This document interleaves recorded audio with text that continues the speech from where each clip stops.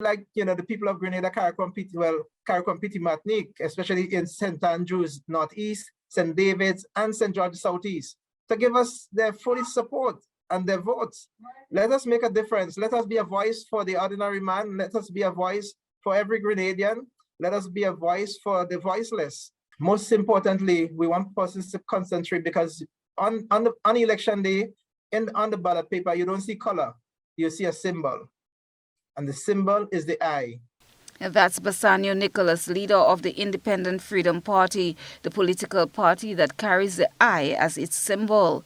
Nicholas, who initially started as an independent candidate, says after much consultation, has now evolved into a political party with two other nominated candidates, Junior Francis in St. David constituency and Janelle Ramsey for St. Andrew Northeast.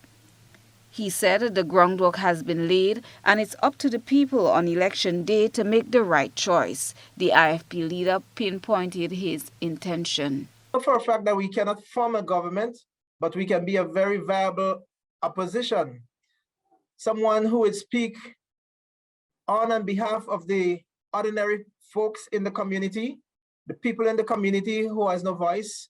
And when I say no voice, in the parliament, where the decisions are made, the minimum wage, for instance, be addressed and addressed in a very serious way that persons can, because, have a decent standard of living. Because what we see now that the food prices are going up, but people's salary are remaining the same.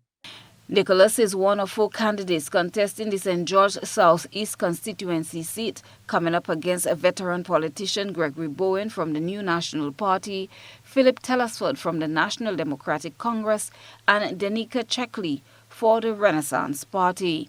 Looking at the present construct, Nicholas believes his party can make a difference once elected.